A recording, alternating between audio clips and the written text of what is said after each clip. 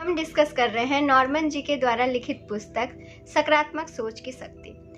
इस किताब के चैप्टर बाय चैप्टर हम बहुत सारे चैप्टर्स ऑलरेडी डिस्कस कर चुके हैं। अभी तो बस लास्ट 2 ही चैप्टर बचे हुए हैं। तो यहाँ पर इस किताब में आपको एक खास बात ये मिलेगी कि सिर्फ ये ही किताब नहीं, जितना भी किताब आप पढ़ेंगे ना, आपको ऐसा लग सकता है कि हर जो चैप्टर है ना, वो लगभग घुमा फिरा के वो एक ही बात बोल रहे हैं, और वो बोलते भी हैं, एक ही बात होती है। अगर हम इस किताब की बात करें तो इसमें इसका अगर पूरा जिस्ट हम एक वर्ड में निकालें तो वो ये होगा कि आस्था।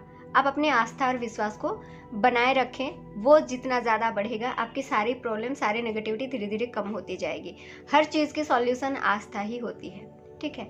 तो ऐसे ही हम जितने भी किताब पढ़ते हैं ना, उसका जिस्ट बहुत कम होता है, लेकिन उसको बहुत सारे चैप्टर्स में क्यों डिवाइड किया जाता है और हमें चैप्टर्स पढ़ना क्यों ज़रूरी है पता है? वो इसलिए क्योंकि ज़िंदगी में समस्या एक ही रूप में नहीं आती है। हमें समस्या का समाधान एक ही अगर पता होगा, अगर हम उसका एक ही रूप जानेंगे, और समस्या का अगर अलग अलग रूप आएगा तो हम उसके साथ मैच ही नहीं कर पाएंगे। समाधान जानते हुए भी, आंसर जानते हुए भी हम लिख नहीं पाएंगे, क्योंकि हमें उस आंसर को लिखने का तरीका नहीं आ रहा होगा। आपने देखा होगा कि जब कोई किसी भी चीज़ का डेफिनेशन हम पढ़ते हैं, उस डेफिनेशन का बहुत सारे तरीके होते हैं। वो एक ही चीज़ बोल रहे होते हैं, लेकिन उसका अलग अलग डेफिनेशन होता है, अलग अलग तरीका होता है। वो किस लिए होता है? जैसे जिस तरह से क्वेश्चंस आएगी, अगर वाई आएगी तो आपको वाई को फोकस करना है, व्हाट आएगी तो आपको क्यों उसको फोकस करना है, क्या उसको फोकस करना है, किस तरह से, अब आपको किस तरह से फोकस करना है। आप एक ही सब्जेक्ट पढ़ते हैं लेकिन क्वेश्चंस अलग अलग आते हैं, है ना। तो जब आप एक ही सब्जेक्ट्स को बहुत अच्छी तरह से पढ़ते हैं, उसके अंदर की सारी चीज़ों को समझते हैं, तभी जो भी क्वेश्चन आएगी आप उसको अटेंड कर पाते हैं। लेकिन अगर आप सिर्फ एक फॉर्मूला के तरफ अगर चीज़ों को रटना शुरू करते हैं, तो जो भी क्वेश्चन आएगी आप उसको सॉल्व नहीं कर पाएंगे। एक पर्टिकुलर क्वेश्चन ही आप कर पाएंगे, है ना। तो एग्जैक्टली वैसे ही होता है हमारे डे टू डे लाइफ में।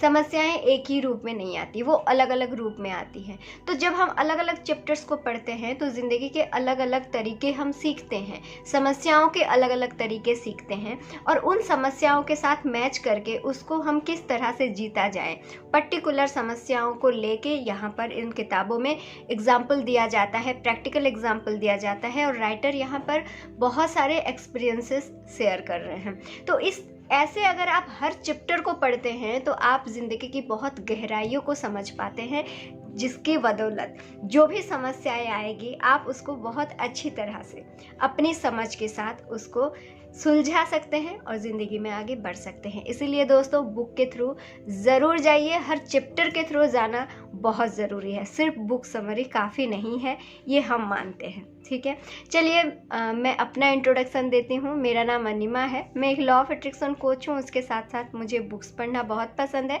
जो भी बुक्स मैं पढ़ती हूँ उसके सारे चैप्टर्स को मैं आपके साथ डिस्कस करती हूँ, और ज़्यादा से ज़्यादा मैं mind programming, rewiring of mind, इस तरह की किताब मैं ज़्यादा पढ़ती हूँ। इस तरह की किताबों का कंटेंट आपको इस चैनल में बहुत मिल जाएगा। अगर आप इंटरेस्टेड हैं तो प्लीज़ आप लाइक कीजिए, सब्सक्राइब कीजिए, कमेंट कीजिए, इंटरेक्ट कीजिए, हमें भी अच्छा लगेगा। और अगर आप लॉ ऑफ अट्रैक्शन संबंधित कोई भी हेल्प हमसे चाहते हैं तो आप मेरे टेलीग्राम चैनल ज्वाइन कर सकते हैं, मेरे साथ कोचिंग सेशन भी बुक कर सकते हैं, ठीक है। चलिए हम शुरू करते हैं आज के टॉपिक, दिल के दर्द का दवा। देखिए, बहुत इजीली हम इस टॉपिक को समझेंगे कि दर्द कहाँ से आती है। अगर हम साइंटिफिकली जाएं तो हमारे जो बॉडी होता है वो लगभग 1 साल में 11 महीना 12 महीना ले लीजिए, लगभग 1 साल के बाद ना हमारे सारे सेल रिन्यू हो जाते हैं, सारे ऑर्गन रिन्यू हो जाते हैं, हमारा बॉडी कंप्लीटली रिन्यू हो जाता है। लेकिन क्या हमारा जो बीमारी होता है, जो भी बीमारी है, क्या वो बीमारी रिन्यू होता है? क्या वो चला जाता है? नहीं जाता है। तो क्यों नहीं जाता? बॉडी तो चला गया, बीमारी तो बॉडी में था, है ना। तो बॉडी तो रिन्यू हो गया, फिर वो बीमारी क्यों नहीं जाता है? क्योंकि बीमारी हमेशा हमेशा हमेशा, याद रखिए, वो हमारे दिमाग में होता है, ठीक है।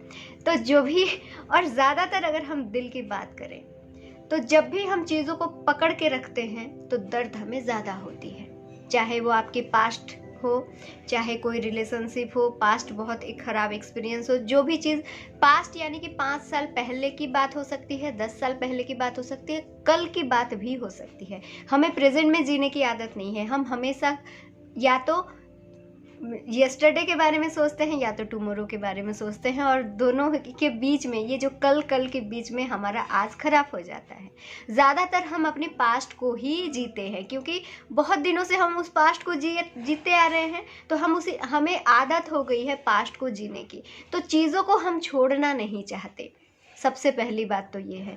तो अगर आप अपने दिल के दर्द को कम करना चाहते हैं, सबसे पहली बात ये है कि आप चीज़ों को छोड़ना सीखें, डिटैच होना सीखें। जो भी है वो पास्ट में था, वो पास्ट में हो गया, ठीक है, आज नहीं हो रहा है। किसी ने आपको कभी कुछ गलत बोला है, आपको कुछ हुआ था, किसी ने आपको गलत कमेंट किया है, आपके साथ कुछ बुरा हुआ है, वो सारी की सारी चीज़ें कल हुई थी, आज नहीं हो रही है, अभी नहीं हो रही है ना। तो उस कल को कल पर छोड़ना सीखिए। ये एक प्रैक्टिस है, हम भी नहीं बोल रहे हैं कि आज हम बोल दिए आप कल छोड़ देंगे, नहीं है, ये भी प्रैक्टिस है। इस प्रैक्टिस को कीजिए, कल की बात को कल छोड़ना सीखिए, आज की शुरुआत नए से कीजिए। सबसे पहला प्रैक्टिस आपको ये करनी है। दूसरा जो सबसे ज़रूरी और बहुत ही प्रैक्टिकल प्रैक्टिस ये है कि आप शारीरिक श्रम ज़्यादा करने की कोशिश कीजिए। हमारा बॉडी, देखिए आजकल चीज़ें ऐसी हो गई है कि हम अपने बॉडी को रेस्ट में रखते हैं, दिमाग को ज़्यादा चलाते हैं, लेकिन एग्जैक्टली ना, हमें अपने बॉडी को ज़्यादा चलाना चाहिए, दिमाग को रेस्ट में रखना चाहिए। इसी चीज़ को फॉलो कीजिए, अपने बॉडी को ज़्यादा चलाइए, शारीरिक श्रम ज़्यादा कीजिए, दिमाग को जितना ज़्यादा हो सके उतना ज़्यादा शांत रखने की कोशिश कीजिए, ठीक है। जब आप शारीरिक श्रम बढ़ाएंगे ना, तो ऑटोमेटिकली आपका जो दिमाग है वो एंगेज नहीं होगा, वो बहुत सारी चीज़ें नहीं सोचेगी। अगर आप बहुत ज़्यादा काम करते हैं, शारीरिक फिजिकल वर्क करते हैं, तो आपका मेंटल लोड कम हो जाता है, ठीक है। ये बहुत ही प्रैक्टिकल तरीका है अपने आप को बिजी रखने की, अपने आप को आज और अभी में एंगेज रखने की, ठीक है।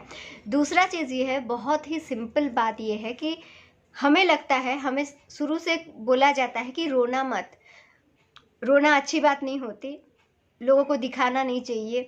ये सब ना कुछ हद तक ठीक है, हमेशा ठीक नहीं होता है, ठीक है। देखिए, रोने की प्रक्रिया जो है ये एक प्राकृतिक प्रक्रिया है, ये हमें भगवान ने दिया है कि अगर आपके कुछ बोझ ज़्यादा हो जाता है तो आप रो लें, तो आपको हल्का महसूस होगा, है ना।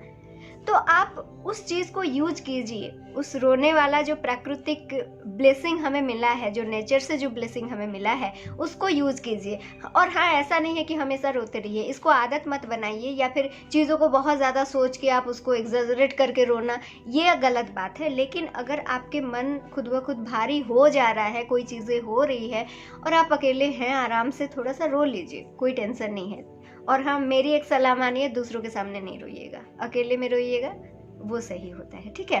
थोड़ा सा रो लीजिए, तो रोने से क्या होगा, थोड़ा सा आपको हल्का महसूस होगा। लेकिन हाँ, इसको आदत मत बनाइए। अगर आप आदत बना लेंगे तो आपकी डिप्रेशन ज़्यादा बढ़ जाएगी, आपके माइंड को ये मैसेज जाएगा कि हमेशा इसको कोई ना कोई दुख है ना। तो वो हल्का, देखिए एवरीथिंग, कोई भी चीज़ अगर टू मच हो जाता है तो वो गलत होता है। लेकिन सब चीज़ ज़िंदगी में ज़रूरी है, हंसना भी जितना ज़रूरी है, रोना भी ज़रूरी है, सुख भी ज़रूरी है, दुख भी ज़रूरी है, सब चीज़ ज़रूरी है। किसी भी चीज़ को आप दबाने की कोशिश ना कीजिए और एक्स्ट्रा ज़्यादा करने की भी कोशिश ना कीजिए, ठीक है। उसको बैलेंस में रखिए। तीसरी चीज़ है जिसकी बात हम वीडियो के शुरुआत में किए थे, वो है आस्था।